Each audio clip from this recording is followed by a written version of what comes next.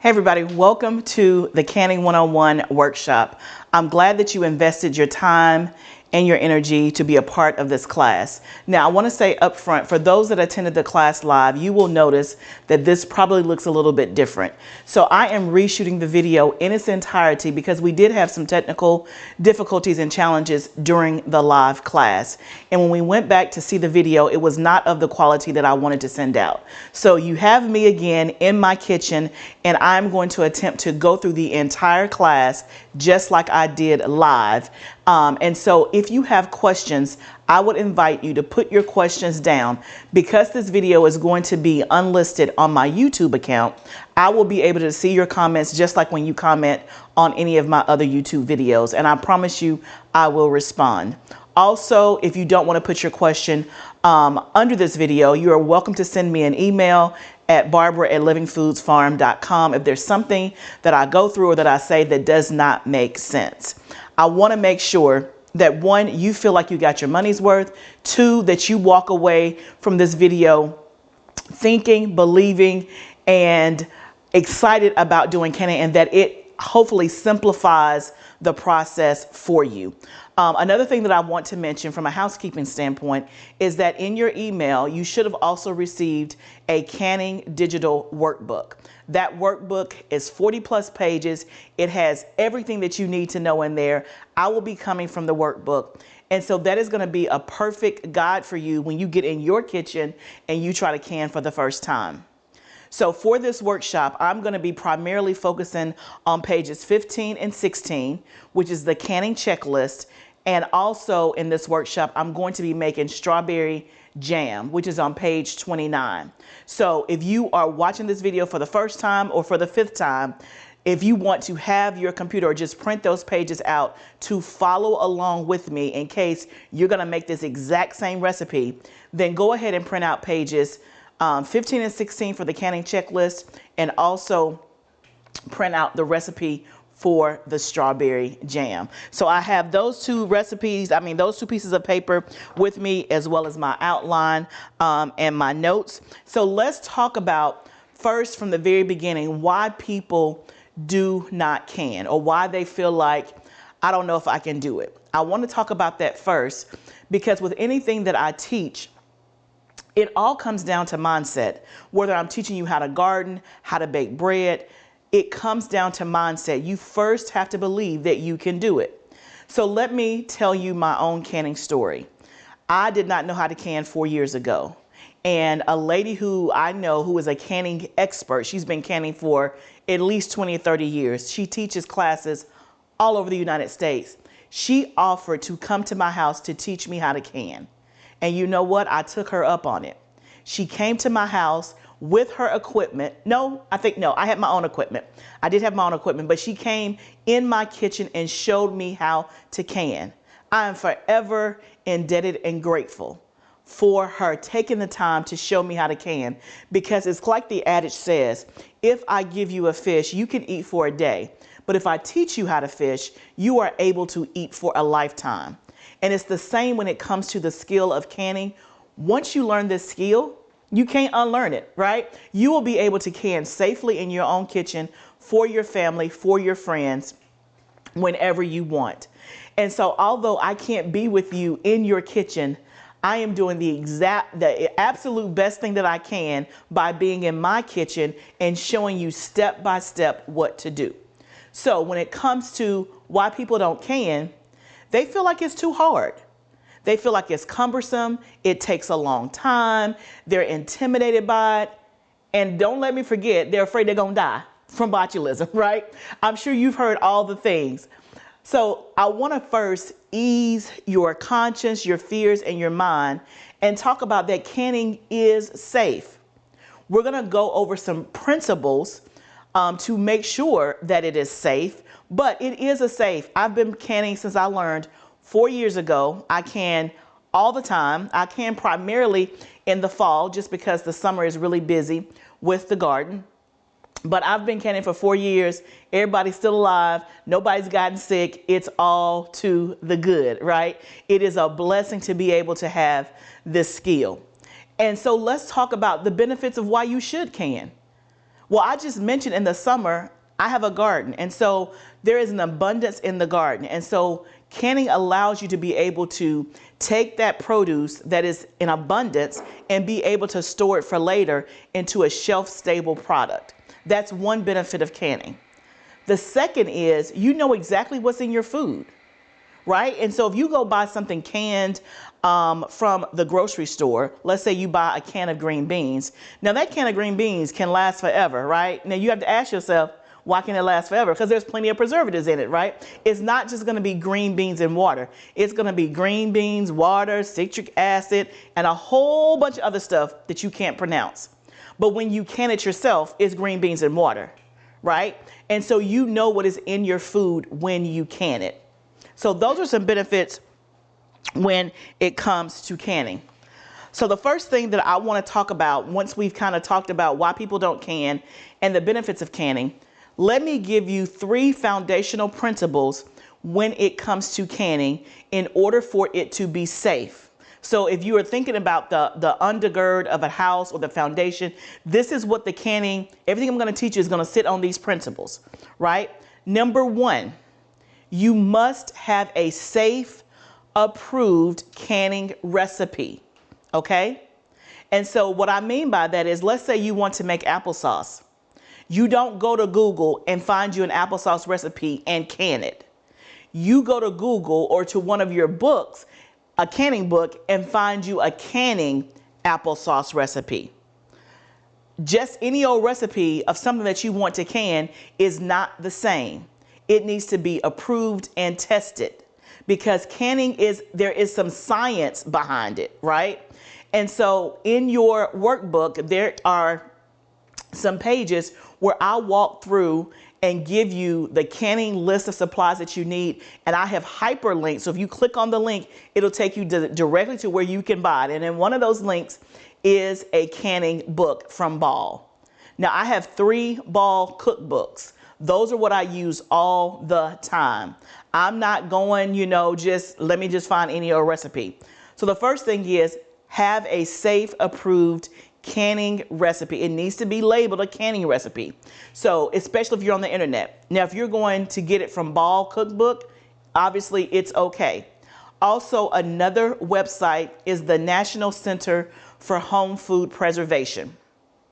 When I send out this video, I'm going to send you that link so that way you can tag it and bookmark it. The National Center for Home Food Preservation is a place that has a lot of approved canning recipes. It is kind of like the go-to place to get all information about safe canning practices. Okay.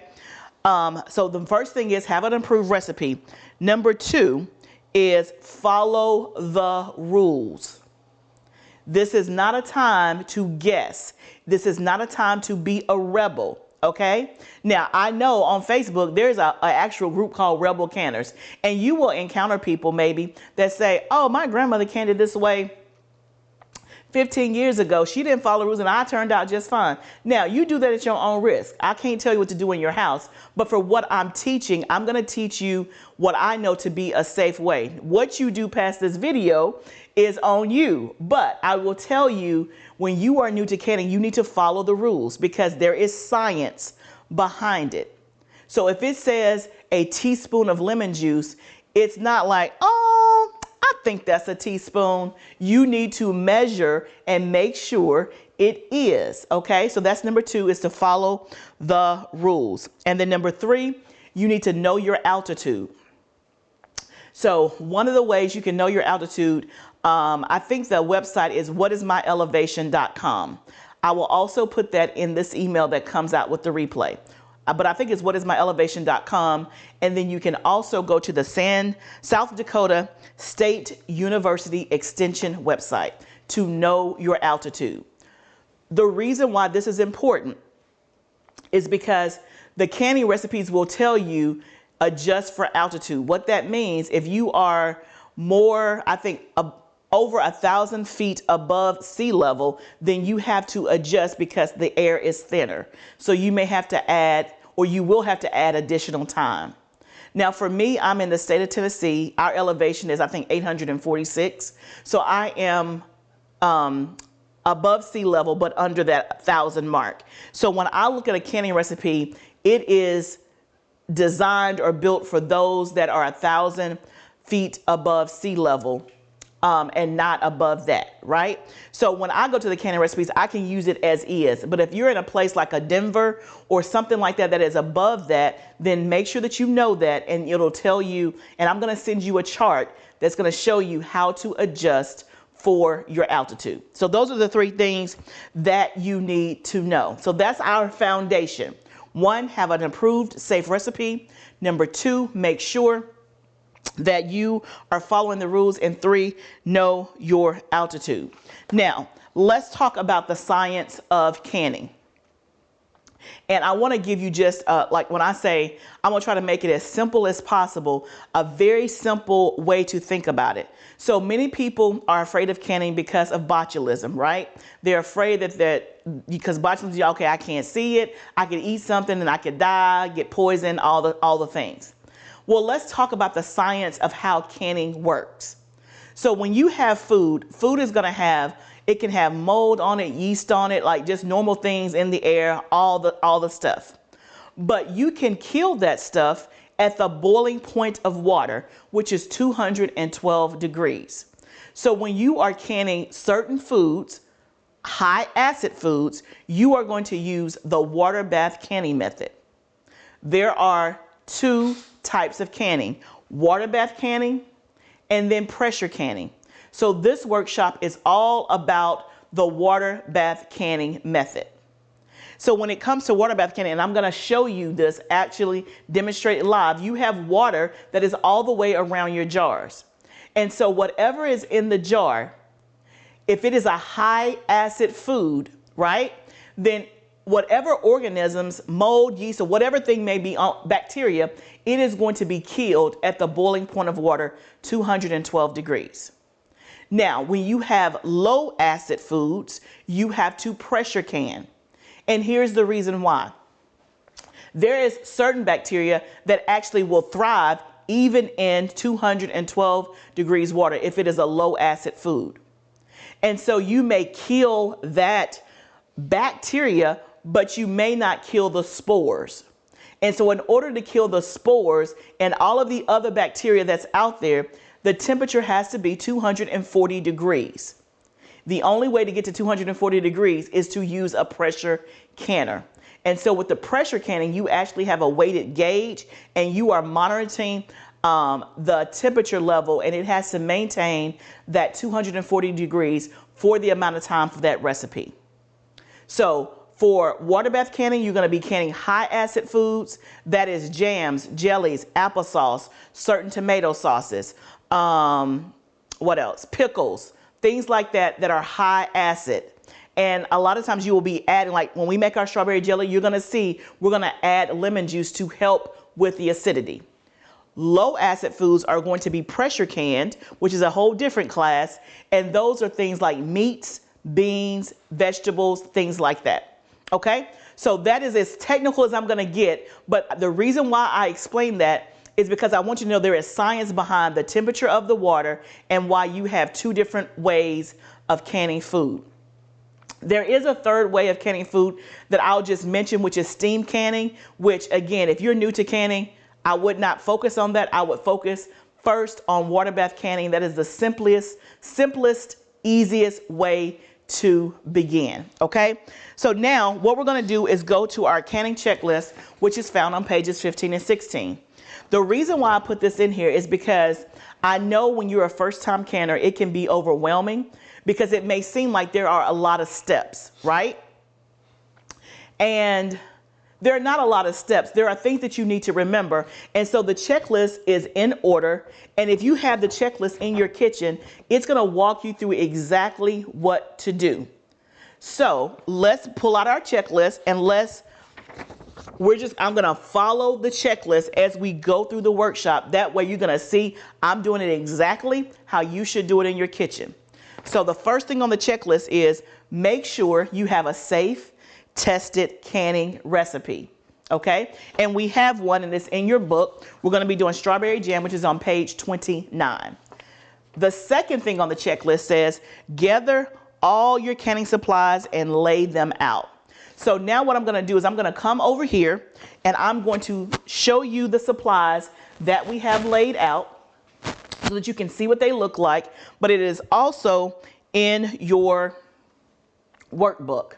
And you can order them if you need them. So let's talk about the supplies that we have laid out. So obviously the first thing you're going to need are jars. Now the jars are in the water bath canner. I'll show you that when we get to that step, and I'll tell you why they're in the canner. But then you're going to have your lids. And so this is the lids right here. This tool that I'm using is a lid magnet. It has a magnet on the end, and you can see that is what you use to pick up your lids. You don't want to pick them up with your hands because your hands can have dirt on them, bacteria, and all of that. Remember, things need to be as clean and as sanitary as possible. So this is a lid magnet. And then we have what we call our bands, right? That's what those look like. So when you buy your set of jars, you're going to have the jar, the lid, and the band. Now, let's talk about the jars. It needs to be a canning jar. You cannot use your mayonnaise jar where all your mayonnaise was gone and you decided you wanted to store something in it. It's not your pickle jar. It's not your mayonnaise jar. It is a canning jar.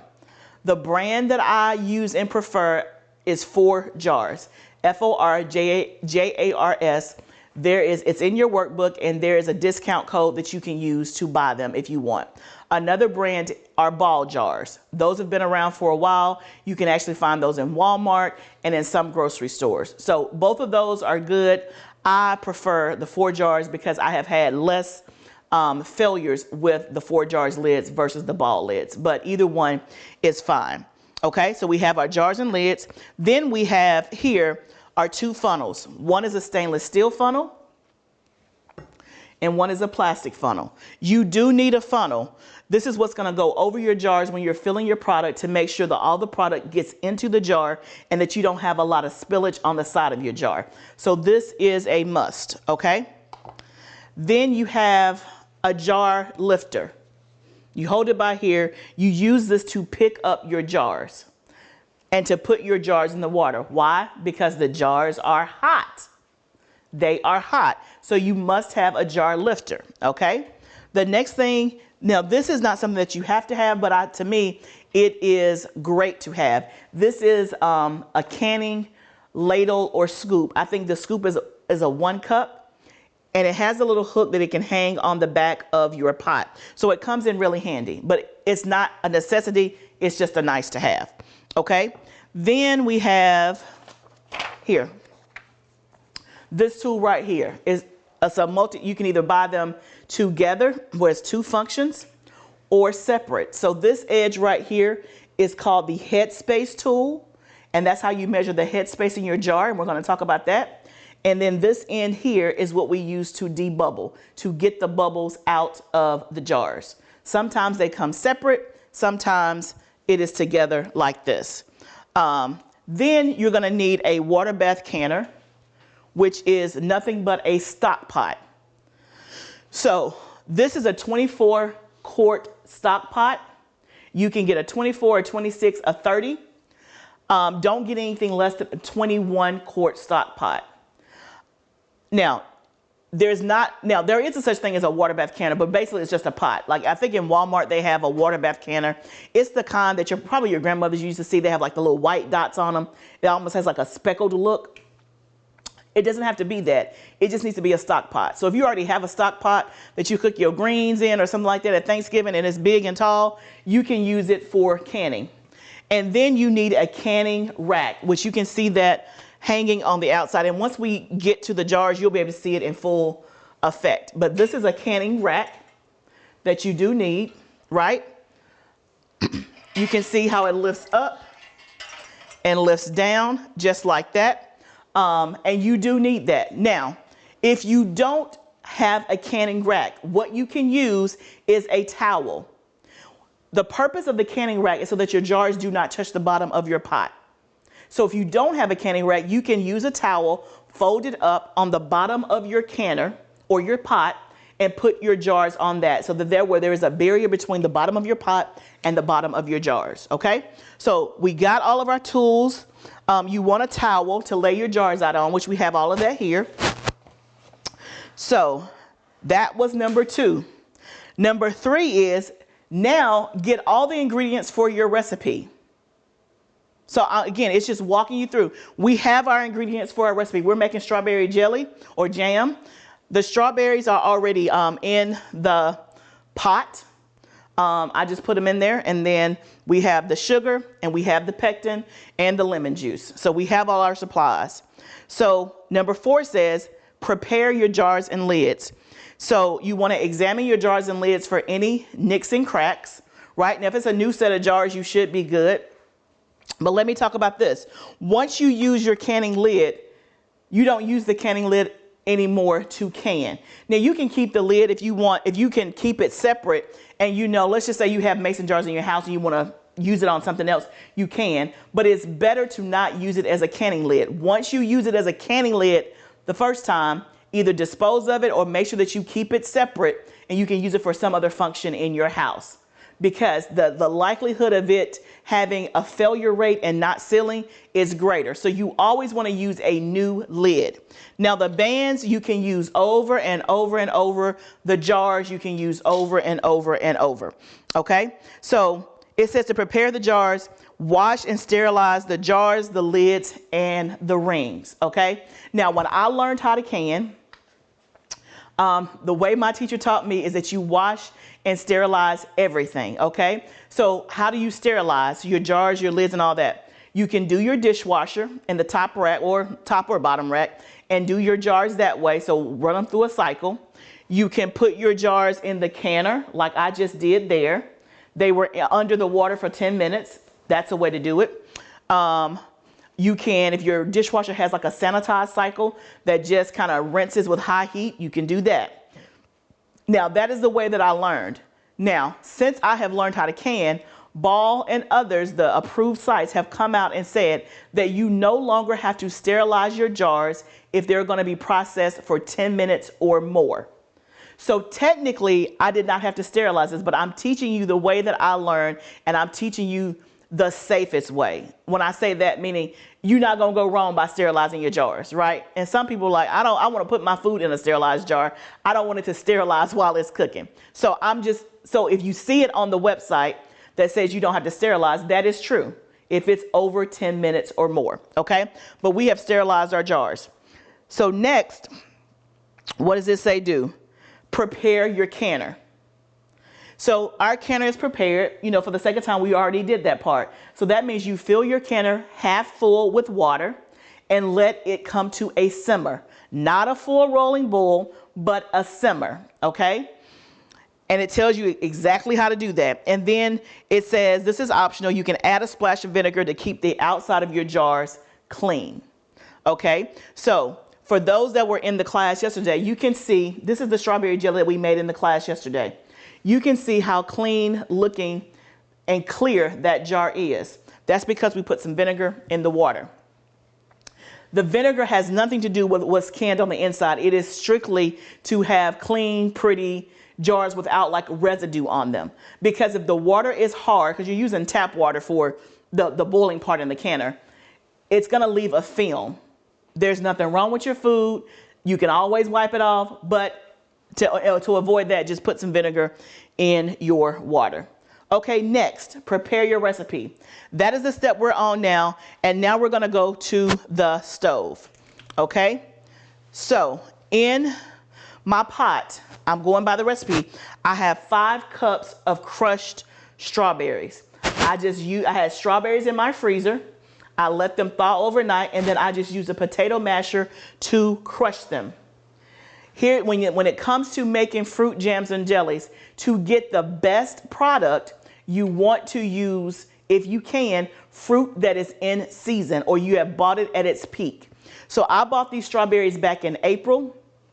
Of course, it's now November, but they have been in my freezer. I bought them in April because that's when strawberries are in season. And so they're going to taste so good because I bought them at their peak. Now, you can go to the store today and buy you some strawberries and make this recipe in November. it's going to be good, but it's not going to be as great because of what that I bought these at Peak. Okay, so then let's get our spoon. What I have in here is the lemon juice. I've already put that in there, right, according to the recipe. Let me get my little. So the next thing I need to add is the pectin, right? And so this is already pre-measured. This is 6 tablespoons. I'm going to gradually stir that in. When it comes to the lemon juice, it needs to be bottled lemon juice, not lemon juice from a fresh lemon. The reason why that's important is because with a fresh lemon, you cannot, you don't know what the acidity level is. Just like when you're using other things. This we know is the right acidity level, so make sure it's bottled lemon juice. Okay, so it's boiling because I already had this kind of warm. What does our directions say? It says, bring mixture to a full rolling boil that cannot be stirred down over high heat, stirring constantly. So I am stirring. And when it gets to the point that I cannot stir the boil away, which is now, right? Then it says we want to add in our sugar. Add in the entire measure of sugar for it to dissolve. This is 7 cups of sugar. And I know y'all thinking that's a lot of sugar, but this is gonna make like 8 jars of jam. And I will talk about the pectin that I'm using and the sugar that I'm using. So I put the sugar in, and what does the directions say? It says to boil hard 1 minute, stirring constantly. So we're gonna actually let it come to a boil, and once it comes to a boil, I'm gonna set the timer for 1 minute.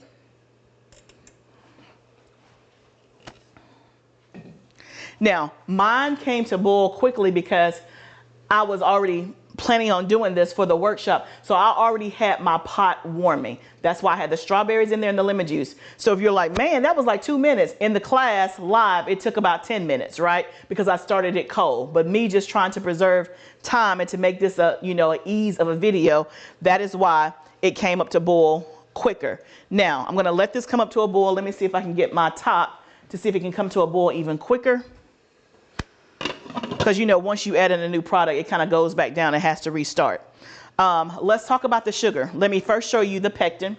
This is the pectin that I'm using. It is Sure Gel. Now, if you're concerned about sugar and you don't want to use that much sugar, again, don't go rogue. Find you a recipe that is a low sugar strawberry jam canning recipe. There is the same brand has pectin in a pink box that is labeled low sugar, okay? I've never used it because I always like mine this way, but do you and what you would like. But if you want low sugar, there is a low sugar pectin, okay? It's same brand, pink box. Then there's also another option called Pomona's pectin, where you use probably half of this amount of sugar. It's a little bit more, I'm not going to say complicated, but there is an extra step. There is some calcium water that you have to make in order to use this. It goes over the instructions in the box, right? It's a little bit more, just a little bit more complicated, okay, is all I'll say. I personally do not prefer this. I have used it many times. It is okay, but for me, I think that my product sets better with when I use it this way. But those are options in case you want to use it. Now we're going to come back to the stove, and looks like we're going to we got a bowl. And so the directions say to stir it for 1 minute. So let's set our timer for 1 minute. Stirring constantly. We're going to stir it constantly so that it doesn't stick. Now, the pectin is what helps it set. When I say set, meaning if you didn't have pectin, it would be like a strawberry syrup. It would be liquid. Set meaning it's going to make it firm. There are some things like fruits and stuff that have enough pectin in their skin. So pectin is like a fiber. It's kind of what binds it together, right? So when you make cranberry sauce, cranberries have enough natural pectin that you don't have to add pectin, right? When you make applesauce, you don't have to add pectin. But for strawberries, you do. You can see we have a really, really strong boil. We have 10 seconds left. And then also you'll be able to see that there is some foam on top. And the directions address that. It says to skim off the foam. Okay, that's our time. So I'm going to get just a little cup to skim off the foam. The foam is not bad. It's not going to hurt you. It's just what happens when you boil the sugar and the fruit and the pectin. A trick or a hack is you can put a pat of butter in here in this mixture before you bring it to a boil, and it'll help to decrease the amount of foam. But you can keep the foam. It ain't going to hurt you. It's just may not look as pretty in your jar. But let's turn this off. And we're going to get as much foam as we can.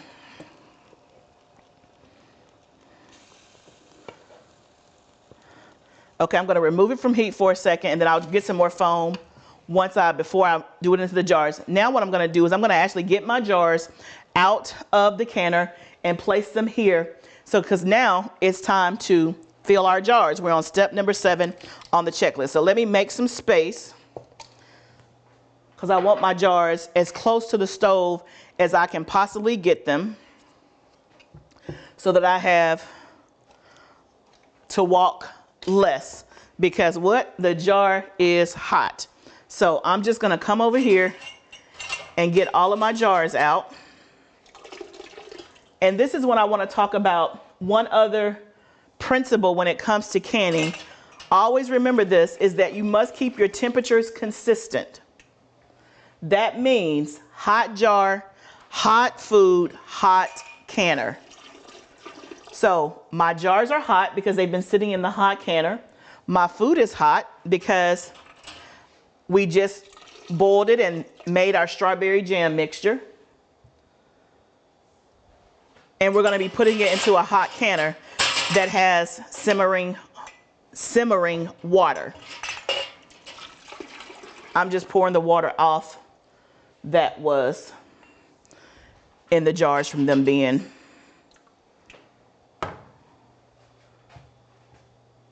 sometimes it gets a little okay. So the reason why that's important is because if you put cold or room temperature food in a hot jar in a hot canner, the jar is going to break. If your temperatures are not consistent, not only can it break, you can also have what you call siphoning, which is food loss. So you'll get your jar, and let's say you're doing beans or something like that, you'll see that there's no liquid at the top of your jar because all the liquid or some of the liquid has been lost, okay? So you want to make sure that it's always hot food, hot jars, hot product. Now, let's just say I made this up, something happened, and I wasn't able to can it tonight, right? So if I'm starting tomorrow, let's say I had put this in the refrigerator, which you can do, and I started tomorrow from scratch, I may use what I call a cold pack method, which is I'm starting everything at the same temperature that is room temperature or cold. So that means I would not sterilize my jars and make them hot. I would sterilize them and let them cool off to get cool, room temperature, and I would put room temperature food in a room temperature jar in a canner that I had just put water in, and I would bring everything up to the same temperature at the same time and up to boil, okay? So now I'm gonna get the foam, and I don't know if you can see this, but I'm already starting to get some of the stuff to set, because that's what the pectin does, right? Now, when you put it in your jar, you're gonna be like, how is this gonna be jelly, right? Because it's gonna look still liquidy. But the pectin is gonna do its job when it cans it, and you're gonna have some, it's gonna set and it's going to be firm. Now, this is one thing I didn't go over in the class, but let me give you this hack. If you are concerned about this look real liquid, I don't know if it's gonna set, here is what you can do. You can take a spoonful of this mixture, put it on a plate, stick it in your freezer for 5 minutes. When you pull it out of the freezer, if the product on your spoon has gelled, or what we call sheeted, S-H-E-E-T, it's called sheeting. If it's firm, that means you know you've done your job and it's going to set, okay? I don't do that anymore. I used to do it religiously all the time. I don't do it anymore because I just trust the process and I've done it so many times. But if you are nervous, by all means, do just that, okay? So I'm not gonna get all the foam off, and I'm not overly concerned about it. I'm just trying to get off the part that's immediately on the top without getting any of my strawberries. And then we're gonna go to step 7, which is to fill our jars, okay? So that is the step that we're on. So we're gonna grab our funnel.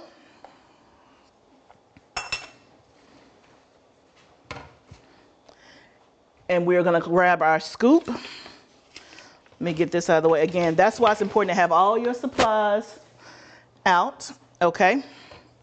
And I am going to scoop this up. Let it drip right there. And then I'm gonna fill the jar. Now for this recipe, if you're following along with me, we need 1/4 of an inch headspace. I'm going to tell you what that means and show you once I get all of the jars filled. This is how I do mine. I go ahead and fill up the jars. I'll leave enough to top it off if I need to, and that way I know how many jars I'm working with. This recipe is supposed to make 8. That is what it did in the class, so let's see what it does today. Hopefully you're following along. This is clear, but like I said, if you have questions, just put them down below. Isn't that pretty? Looks so good. I love doing jams and jellies just because it's so pretty. I do peach jelly. I have done, and I keep using jam and jelly interchangeably, but let me tell you the difference. So we are making strawberry jam. Jam is when you have the pieces of the fruit still in the product. Jelly is when you're using juice. So when you make grape jelly, it is from grape juice. You get your grapes, you crush them, you steam them, you extract the juice, and that is what makes your jelly. So you don't have pieces of grape in your product, right? So that's the difference between jams and jellies. But I've done peach jam, I've done pear jam, I've done strawberry jam. Like, we always have our choice of what kind of jam we want to have on our biscuits and toast, because I have done it all. And I'm trying to think what's my favorite. They all good, y'all. I haven't done peach jam in a couple of years, so I still have peaches in my freezer from when I got them this summer. So I may make some peach jam because we haven't had that in a couple of years. I don't know what my husband's favorite is. I think strawberry is his favorite. I think. He's giving me a thumbs up like, you already know. 1, 2, 3, 4, 5. Okay. So this is our number 8. And we are right on it. Recipe is doing its job. We are right on it. So I'm going to see if my husband can hand me a clean jar so I can show you headspace, because it's easier for me to show you on a clean jar than one that's filled, because I can't hold it up because it's so hot. And we're going to talk about headspace and what it is, as I'm filling all of these up to the appropriate headspace, and then I'm going to show you exactly what I mean. And I think we are right on it except one. And now I am scrambling because I need just a little bit more for this one. Right there. Oh, I'm looking at the shot. That looks so good. Just any jar that my husband finds will work. You can just set it right there. What we're going to do is I'm going to put this in the canner. And I'm going to come back and talk about headspace while this is doing its thing in the canner. This one right here, I don't think is going to make it, which just, I'm so close. I'm so close.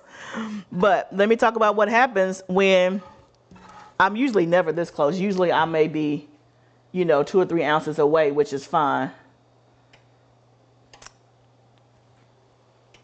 But I may not make it unless something else is.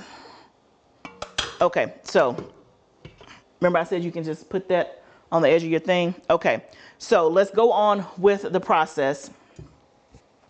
Well, let me show you this because it's going to be more important to show it to you now. So let's talk about headspace.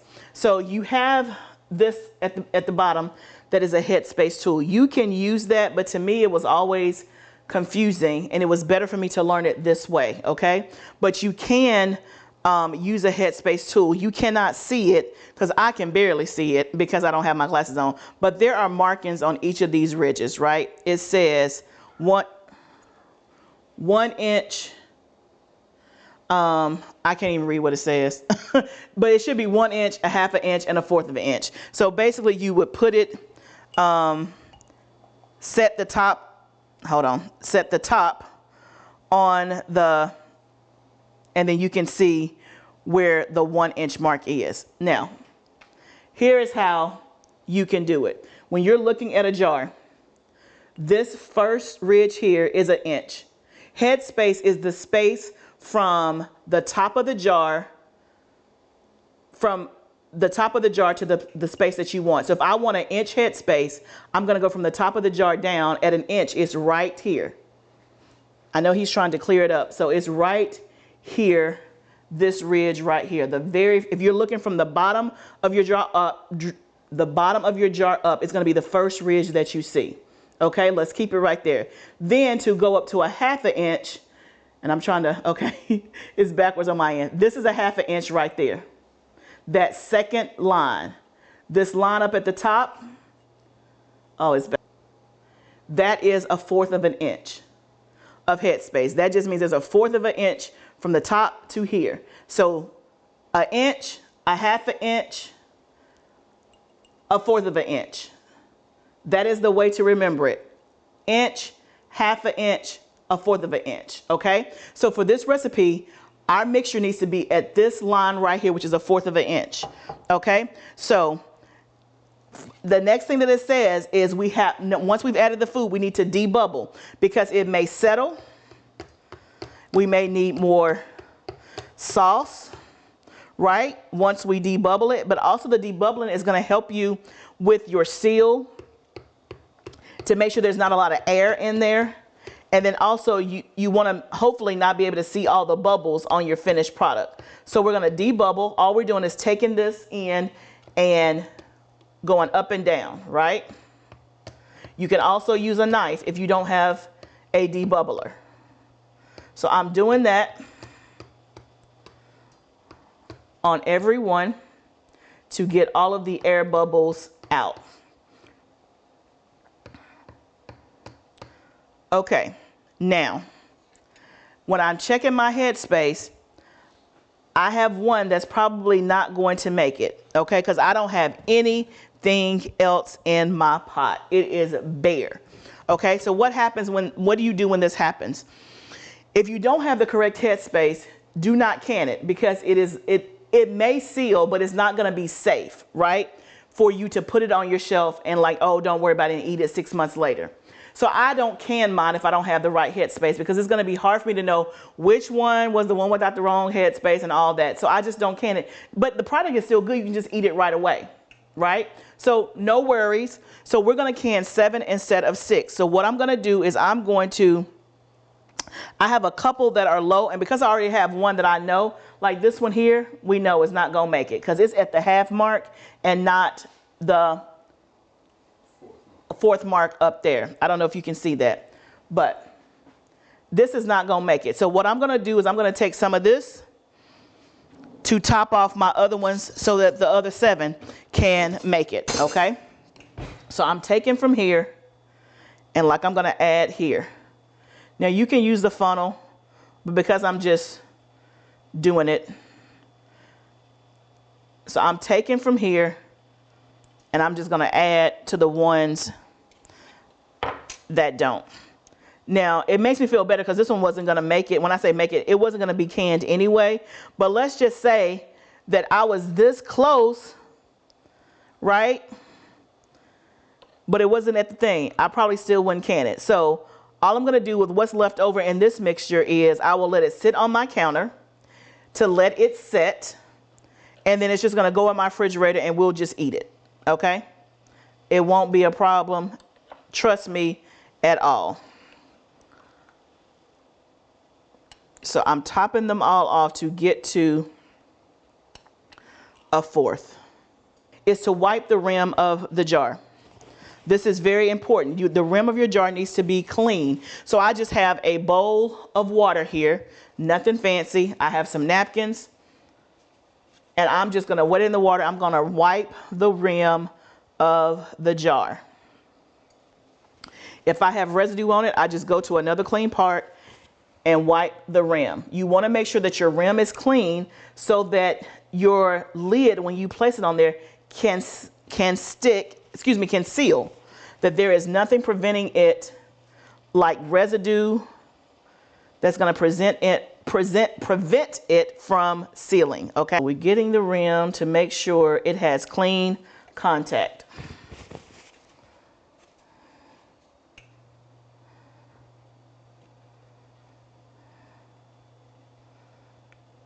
Okay, so all of our rims are clean. The next thing it says to do is to put on the lid.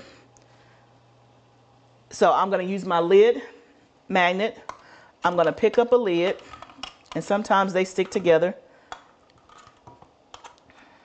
and then I'm going to use it and just place it on there and use my finger to put it on top to make sure that it sticks. So I'm picking it up, placing it, and I just use my finger on top.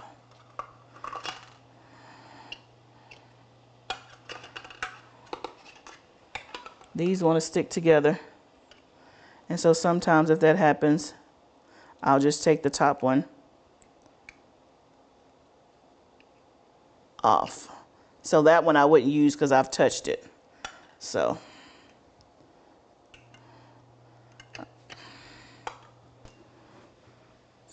we'll just pick them up from here, place, and place.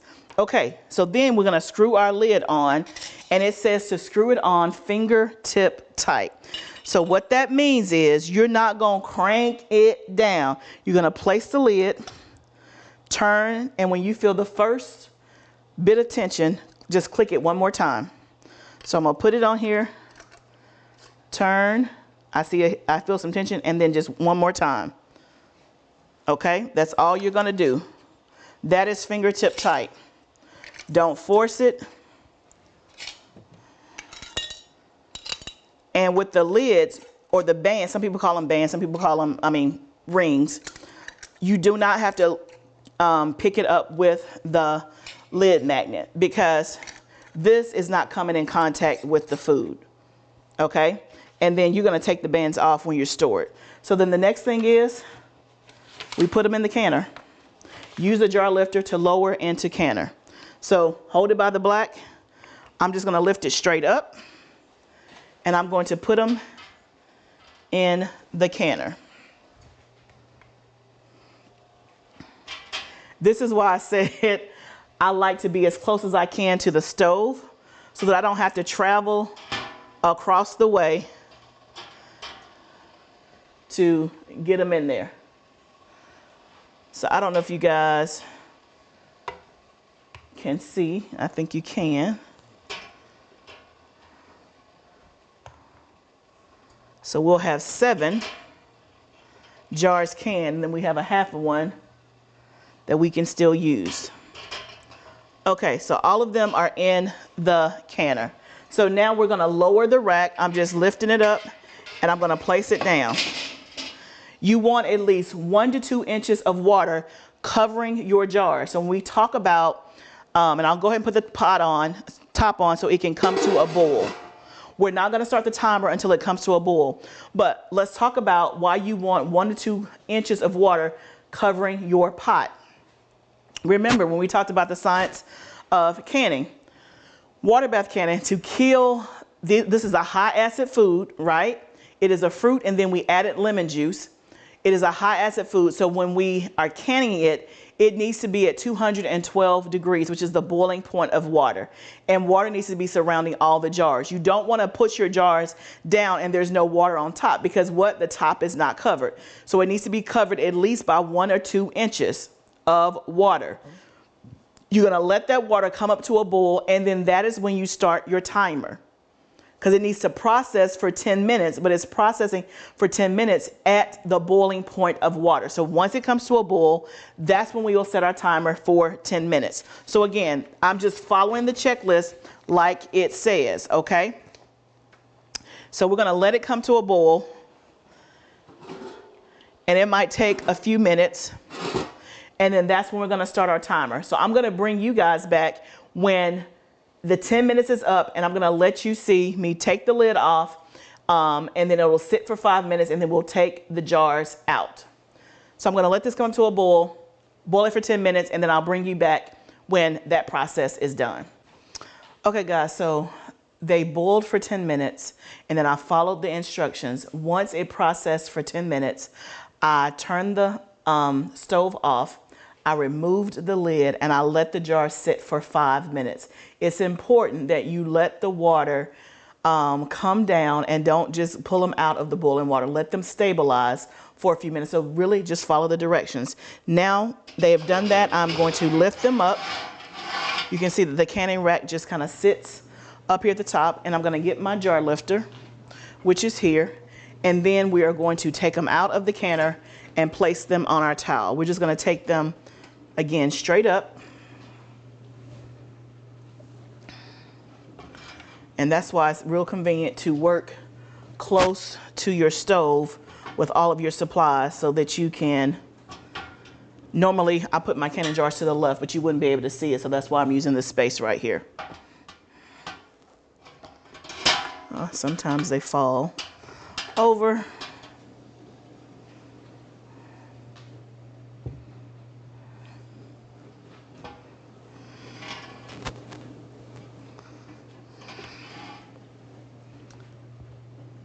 Don't they look good? Hold on. Of course, as you take them out, the weight is redistributed, so they can just kind of fall over on its side. I just help it out a little bit and then put it in my jar lifter. Okay, so those are our 7 jars of strawberry jam. So going back to the instructions, it says once the time ends, okay, we did that part. After 12 hours, check the seal. So it says to let the jar sit without being moved for 12 to 24 hours. So when you're placing your jars, put them wherever they're going to be. Don't put them here and like, oh, let me go move them over there because such and such. So make sure you know where they're going to be, because you don't want to disturb the process, right? They are still in the sealing phase. So let them rest here for 12 to 24 hours. Once that time is passed is when you check the seal. Now, I'm going to show you how to do that, because remember we did the live class yesterday, and so I have the strawberry jelly from yesterday, okay? So let me show you what happens after 12 to 24 hours. So it looks like this. I'm going to test the seal to see if it's sealed. Now, somebody asked in the class about the pop. Your jars will or will not pop when they're sealed. The popping is a great sound, but even if you don't hear the pop, it doesn't mean your jars are not sealed. I've kind of tuned the pop out because I've done this so much, and I'm not waiting for the pop. But sometimes I'll go in my office, I'm like, oh, pop, pop, pop. Sometimes it happens hours from now, right? So I don't know if you heard it, but one just popped. Don't be concerned about the pop, check your seal. So here's how you check your seal. You're going to look at the top of your jar and see if you can press down at all. So it is a smooth surface. That's one way to test it, but then also take your ring off. You can hold it and you can see that it's sealed, right? You can see that it's sealed. Now, so what you're going to do is you're going to wipe the rim, right? I've already done this one because I checked them earlier today, but you would just take a wet rag and wipe the rim to make sure there's no residue or anything on this part of your jar. This, you're going to store it without the band. The reason why you store it without the band is that in case when you have it on your shelf, you'll be able to see, right? So if there's anything growing, mold, residue, or anything is happening in the jar, let's just say for some reason it comes unsealed or whatever the case may be. I've never had that happen in terms of it becoming unsealed, but I have put jars in my root cellar, and because the humidity got too high, when I first got my root cellar, we were still trying to figure it out. When I went into my root cellar, I could see that I had some mold because it got extremely too humid in there and my food was no longer safe. So that's the benefit of taking the band off, so you can see in case there's an issue. I don't know if you heard it, but that was another pop, right? So it is sealed. I've wiped the rim, and now you would just label it and store it wherever you're going to store it. You're going to label it with the contents and with the month and year. That way you know when you can the product. So for me, I would just put strawberry jam, November 2024. I'm not going to label this one because this is actually, I'm going to actually sell my excess strawberry. After doing the class yesterday and the class today, I have more than enough strawberry jam that I am going to give some away, and then I'm going to sell the rest. So I'm going to actually have a label for my farm on there. But that is basically it, y'all. We just canned 7 pint-sized jars of jelly. Let me talk about jars. They come in different sizes. This is a half pint, which is 8 ounces. Then you have the pint size, which is 16 ounces, and then you have a quart, which is 32 ounces. You're going to use the right size jar for whatever the product is and how you're going to consume it. So when you buy jelly in the store, you don't buy jelly in a 32 ounce quart jar, right? You buy it in a jar this size. So this is the reason why I did that, right? When you do salsa, I use a pint size jar. When I do beans, I do usually a quart size jar. So whatever makes sense for how you're going to use it is the way to go. But y'all, that's it. It's just that simple. So just to kind of recap, because again, as I'm teaching it, it may seem long and protracted, but basically, here's what you do, y'all. Make sure you have the right canning supplies. And when it's time to can, get all of your supplies out, prepare your jars and your lids, prepare your canner, fix your recipe, fill your jars, debubble, check your headspace, wipe the rim of the jar, put the lid on there, screw it on fingertip tight, process it for the right amount of time, bring it out, let it rest for 12 to 24 hours, and then check your seal. Let's just say I checked the seal on this morning of the jar I did yesterday, and it did not seal for whatever reason. That does happen. It doesn't mean that you're a bad canner. It just happens. If I have canned, let's just say I've canned 300 jars. I have broken one jar, only one, and that was because I didn't use the right temperature, right? Hot, hot, hot, or cold, cold, cold. I've broken one jar, and then in terms of lid failures, if I've done 300 cans of jars, I have probably had, I would say at the most 10 failures. Y'all, that's not even 10%. That's not even 5%, I don't think. No, that's not even 5%. So it happens, and I've been canning for 4 years. So if it happens, don't worry about it. The product is still safe, but just eat the product or put it in your refrigerator and eat it, in the normal consumption. Don't put it on your shelf, okay? So I hope that this workshop helped to demystify the thoughts that you had about canning. I hope it made it simple. Whatever questions you have, put them down below or send me an email. Refer to your workbook. In your workbook, let me point out these 2 things. One, there is a list of things that you cannot, right? There's a whole list. Things with dairy, fats, oils, like, cream of mushroom soup, or eggs, or things with cheese. You cannot can those things, right? And in that workbook, it tells you all, it has a whole list. The other thing I want to point out in your workbook, which the whole workbook is good, but there is also a section that has FAQs and troubleshooting. So there's a section that says if this happens, this is how you fix it, or this is the reason why it may have happened. So the workbook is your guide. I am here to help you. I'm here to support you on your canning journey. I can't wait to see what you can and what you can first. Until next time, remember, canning is a journey, just like everything else, but let's do it together. I'll see you next time in the next workshop.